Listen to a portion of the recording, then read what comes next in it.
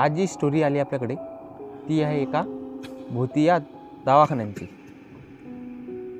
हा जो दवाखाना आहे हा धाराशिव तालुक्या जिल्ह्यामध्ये उमरखेड असंच काहीतरी जिल्हा आहे, तिथं एक गाव आहे। तरी दवाखाना खूप मोठा बांधलेला आहे तिथं। तिची आपल्याकडे एक गोष्ट आली, एका तिथं जो मुलगा कामाला असतो, जो रॉड असते ना तो आपटल्यासारखा आवाज येतो आपल्याला, म्हणजे असं म्हणजे कोणतरी रॉड वाजत आहे। मग रॉड वाजायला त्याला मी जो माझा मित्र होता त्याला उठवलं की तुला आवाज येते काहीतरी? म्हणा नाही यार। म्हटलं बरोबर आहे। तो म्हणते नाही तुलाच काय कान वाजत असेल म्हणे। म्हटलं हे कसं होऊ शकते, मला आवाज येऊन राहिला, गेले आवाज कमी येऊन राहिला। तर आवाज 2-3 वेळा आला, नंतर बंद झाला। मग मी जास्त विचार न करता मग आम्ही तिथंच डबल अंग टाकलं। नंतर मग ते घंटी वाजली, जे बुड्याची जी राहते ना रूम, इमर्जन्सीमध्ये जर कोणाला काही लागलं तर तिथं त्यांच्या जवळच बेडच्या बाजूने एक बटन राहते, म्हणजे ज्याला काही अडचण असली, ज्यांना काही अडचण असली ते दाबून समजा त्यांना आपण पोचतो। मग रात्री ते वाजलं, दोघांना उठलो, पाहिलं तर त्याच्यामध्ये एका बुड्याला बाथरूमला जायचं होतं, पण त्याला चालता येत नव्हतं। तर मग त्याला तिथून आम्ही नेलं आणि तिथून डबल वापस आल्यानंतर त्यांना बेडवर ठेवलं आणि डबल पुढचीवर आलो, तिथं डबल झोपलो। रात्रीचा 1 वाजला। आता याच्यामध्ये काय होऊ राहिलं माहिती आहे का, मला आवाज येत नाही, आता माझ्या मित्राला आवाज देणं चालू झालं। त्याला असं वाटायचं की कोणीतरी आपल्याला आवाजच देऊन राहिला। मग तो त्यानं मला उठवलं, म्हणे तुला आवाज येऊ राहिला का? म्हटलं नाही। मग तुला आवाज येत आहे? म्हटलं नाही।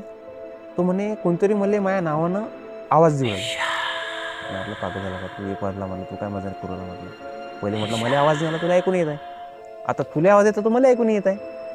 तो म्हणे नाही मला कोणतरी आवाज देऊन राहिला म्हणे, पण समजून नेला नेमकं काय म्हणे। मग आम्ही तिथून तो दिवस निघून गेला। उद्या मग आमची शिफ्ट जी आहे ना, मग त्याच दिवशी आम्ही सकाळी आलो याच्यासाठी डॉक्टरांजवळ बोलावलं त्यांनी।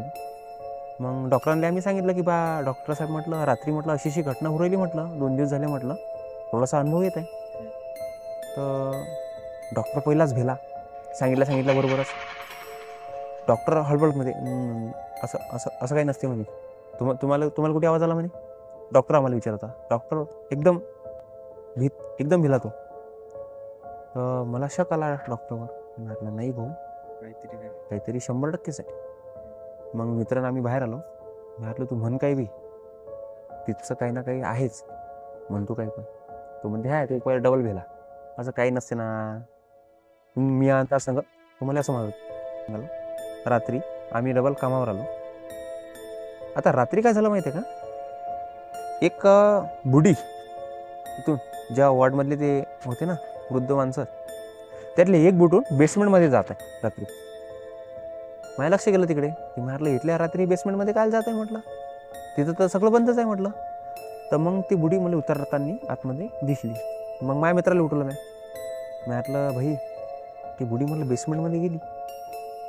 तो म्हणे शक्यच नाही म्हणे। अरे म्हटलं आताच तर गेली। ते म्हणे ज्याच्यामध्ये गेली ना म्हणे ते बेसमेंट म्हणे 17 वर्ष झाले म्हणे बंद पडलेलं आहे। त्या बुडीचा शोध घेण्यासाठी आम्ही तिच्या मागे गेलो। जसं मागे गेलो, बेसमेंटमधले सर्व लाईट चालू, बेसमेंटमधले सर्व लाईट चालू। मग मी त्याला विचारलं, अरे म्हटलं तू तर म्हणत होता हे 17 वर्षाला बंद आहे, म्हटलं इथं तर सगळं नवीनच दिसून राहिलं, म्हटलं सगळे वॉर्ड गिर्ड सगळं म्हटलं पद्धतशीर आहे, म्हटलं तू म्हणत 17 वर्ष बंद झाली, इथं तर म्हटलं सगळे जाळे वगैरे लागेल पाहिजे म्हटलं। तर तो म्हणे हो, तो बी चक्क जाम झाला त्याचं बी, किंवा शक्य कसं काय होऊ शकते म्हणे, शक्य कसं काय म्हणे की बा म्हणजे 17 वर्षाला बंद आहे म्हणे, लाईट कशी काय चालू आहे त्याने म्हणे। तर ते काय गेले, समोर गेले। आता समोर जाताना काय झालं, एका वॉर्डमधला लाईट चालू बंद होत होता, त्या वॉर्डमधला खालच्या, कोणी बंद करत होता कोणी चालू होतं, बंद चालू बंद चालू। मग म्हटलं यार त्या एका रूममधला म्हटलं लाईट चालू बंद होत आहे, म्हटलं याच्यामध्ये तर कोणीच नाही, बहुतेक बुडी म्हणे त्या रूममध्ये गेली अशी। तर जसं आम्ही पाऊल पुढे टाकला, त्या सर्व वॉर्डमधली लाईट आपोआप बंद, एकही चालू। पण त्या एका रूम मधला लाईट बंद चालू होत जाईल, फक्त एका रूम मधला, बाकी सर्व बंद लाईट झाले। टोटल. आणि त्या एका रूममधला चालू बंद व्हायचं. आता आम्ही भिलो. अचानक मध्ये सर्व लाईट बंद झाल्या म्हटल्यानंतर तर ज्या रूममधला तो बंद चालू होत होता ना, मी म्हटलं चाल आता तिथपर्यंत जाऊ. म्हटलं कोण आहे पाहिजे. जसा गेलो, एक पाऊल समोर टाकला, मागचाच एक वॉर्ड आहे ना, त्याच्यामधून आवाज आला, चालले जा, इथून चालले जा. मागून आवाज आला. जसं मागे पाहिलं तसं कोणीच नाही. आता काय झालं, तिथचा जो लाईट बंद चालू बंद होता ना, तो अचानक मध्ये बंद झाला. हो. आणि जसं समोर पाहिलं तसा एक जाळा माणूस पळत उरला आमच्या इकडे. त्या याच्यामधून तो माणूस जोरात पळत आहे आमच्या इकडे. आणि जसा जवळ आला तसा आम्ही एकदम पूर्ण अंगावर काठी आले आमच्या. त्याला पाहूनच म्हणजे आणखीन अंगावर काठी उठवली. एवढा खतरनाक म्हणजे प्रसंग झाला होता तिथं. तो माणूस जसा पळत आला, अचानक मध्ये आमच्या मधातून आरपार झाला. आमच्या दोघांच्या मधातून आरपार झाला. आणि जो माझ्यासोबतचा होता तो चक्कर येऊन तिथंच पडला. त्याला उठवलं, तिला म्हणजे तेवढ्याच याच्यामध्ये, आणि तिला तिथून घासत नेलं. तो उठलाच नाही, तो बेहोश. तिला घासत नेलं, तिथून बाहेर आणलं. आणि बाहेर आणल्यानंतर सर्वांना तिथं आवाज दिला स्टाफमध्ये. मग त्याला उचल केली आणि तिथं रात्रभर त्याच्याजवळच बसलो मी. तो एवढा भेला होता. रात्री जेव्हा तो म्हणजे रात्र बळबळ चालूच त्याची, म्हणजे डोळे लागेल, पण तो भाषाच वेगळी बोलत होता. डोळे बंद पूर्ण. काय बोलत म्हणजे जे समजण्याला की नाही, जशी मराठी आपण सरळ बोलतो ना, तशी ती मराठी उलट होती.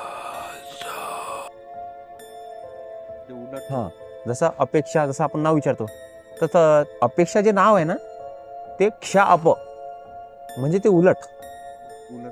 उलट बोलत जातात आणि एकदम फास्टमध्ये बोलत जातात ते. मग काय सुचत नव्हतं, काय झालं काय नाही. डॉक्टर एक रात्रीचा असते तिथं नेहमी, त्यानं आलं. त्याने त्याला इंजेक्शन देऊन दिलं ते झोपेचं. आणि तो सकाळपर्यंत त्याला चव नाही आला. जसा सकाळी चव आला, सकाळी एकदम भस्कन उठून बसला डायरेक्ट, पण टक पाहून राहिला, फक्त असा हलू राहिला. तेवढ्याच टाईममध्ये ताबडतोब त्यांनी आम्ही घरी कॉल केला. तिच्या घरचे आले, काय झालं म्हणून विचारलं. म्हटलं काकू रात्री अशी घटना घडली म्हटलं. आणि खाली बेसमेंटमध्ये म्हटलं एक जी म्हातारी गेली होती आणि तिचा पाठलाग करत खाली गेलो म्हटलं आम्ही. तर अचानकमध्ये सर्व लाईट चालू, इथे लाईट चालू, आणि एका रूममधला जो लाईट होता चालू, तो चालू बंद होत होता. फक्त बस आम्ही ते पाहण्यासाठीच गेलो होतो. म्हणे त्याच वॉर्डमध्ये एक सरळ जी लंबी लाईन होती, म्हणे तिथून एक माणूस एकदम जाळाजाट असा पळत येऊन गेला. आणि तो म्हटलं आमच्या आरपार निघून गेला. जसा तो आरपार निघून गेला तसा हा जो आहे म्हटलं तसाच बेहोश पडला. आणि मी एवढा भिलो की याला मी घासत आणलं म्हटलं बाहेर. आणि म्हणजे मी जर ते म्हटलं तिथं वीक पडलो असतो तर म्हटलं आमचं तिथंच काम झालं.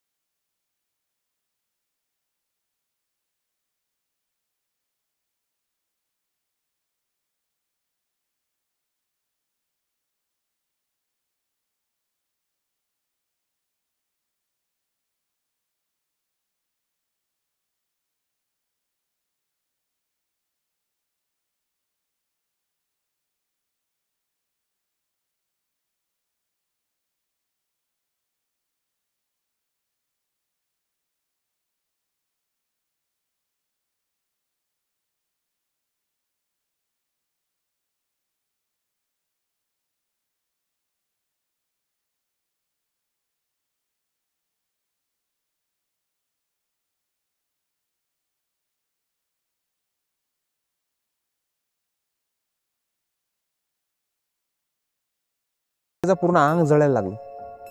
असं जसं आपण इस्त्यावर पाणी टाकल्यानंतर कसं त्याच्यामध्ये धुपूट निघते, बस त्या टाईपचं त्याच्या अंगामध्ये झोपट निघणं चालू झालं होतं. बाबाने त्याला तिथून पकडलं आणि वळत नेलं आतमध्ये. जसं आतमध्ये नेलं तर पूर्ण थंड पडला. असा गट मांडला तिथंच आणि त्या गटामध्ये त्याला बसवलं आणि त्याला विचारलं, पहिले की विचारपूस केली तर तो काहीच बोले नाही. फक्त ते जे भाषा होती ना ते उलट बोलत होता, फक्त ते म्हणजे न समजण्यासारखी. बाबानं हां, ते भाषा उलट बोलत होता तो. तिथं ते चालूच, जे डोळे चालू. मग त्यांनी काय केलं, हा असा ऐकणार नाही म्हणून त्यांनी त्या हातावरती हे घेतलं आणि त्याच्या अंगावर फेकलं. जसं अंगावर फेकलं तो एकदम चटकन उठून बसला आणि सांगितलं त्यांना की त्या हॉस्पिटलमधला मी कर्मचारी होतो म्हणे. हां, साफसफाईवाला. तर साफसफाईवाला म्हणे असं होतं म्हणे, मी तिथं जेव्हा तो स्फोट झाला होता म्हणे तेव्हा मी त्या रूममध्ये फसलेलो होतो म्हणे. त्या जिथं ते वॉर्ड जे होते का नाही एका साईडला, जिथं लाईट चालू पण चालू नाही. हां, त्या वॉर्डमध्ये मी फसलेला होतो म्हणे. बाहेरून कोणतरी कुंडी लावून घेतली होती, त्या वॉर्डमध्ये मी फसलेलो होतो म्हणे. आणि जसा तो स्फोट झाला त्या स्फोटमध्ये मला माहीत पडलं नाही म्हणे माझ्या दिवसाला. हां, आणि 17 वर्ष झाले म्हणे मी त्या रूममध्ये कैद होतो म्हणे. एवढी खतरनाक घटना होती. आणि जसे हे दोघं आले म्हणे तसं मला म्हणे बाहेर निघायचा मार्ग जसा दिसला म्हणे तसं मी याच्या आतमध्ये शिकलो म्हणे. मला जगायचं आहे म्हणे, मला बाहेर निघायचं नाही म्हणे. जाईन तर म्हणे मी जाईन आणि याला बी घेऊन जाईन म्हणे, नाही तर तसं जात नाही. ती कंडिशन खतरनाक दिसणार. बाबांनी त्याला सांगितलं, त्याचे जे घरचे होते त्याला सगळ्यांना त्यांना बाहेर काढून टाकलं आणि त्याला एका रूममध्ये घेतलं आणि त्यांच्या तंत्रविद्याच्या हिशोबाने हां त्यांच्या हिशोबाने त्यांनी त्याला ते सगळ्या गोष्टी केल्या आणि तो परत आला. त्याला सांगितलं घरच्यांना की याच्या हातामध्ये जो काळा धागा बांधला म्हणे हा फक्त सुटू नका देऊ. 2 महिन्याच्या आत जर हा सुटला म्हणे तर तुमच्या पोराला कोणीच वाचू शकत नाही. ती गोष्ट नापै झाली. नंतर अजूनही, आता तेव्हाच त्यानं ते सोडून दिलंच, पण अजूनही त्याला कधीतरी मधामधामधून त्या गोष्टी आठवण येऊन तो ओरडते जोरात तो मुलगा. तर अशी ती गोष्ट आहे मित्रांनो त्याच्यासंग घडलेली. आणि त्यांनी हा त्याचा वैयक्तिक जो अनुभव आहे तो आपल्यापर्यंत पोहोचवला. तुम्हाला हा व्हिडिओ कसा वाटला तुम्हाला नक्की कळवा. आणि असेच काही नवीन टॉपिक माहिती पडले तुम्हाला जर माहीत असतील तर आम्हाला कळवा, कारण की तुमच्या अनुभव लोकांपर्यंत पोचतील. चॅनलला सबस्क्राईब करा आणि सपोर्ट करत चला. थँक्यू मित्रांनो.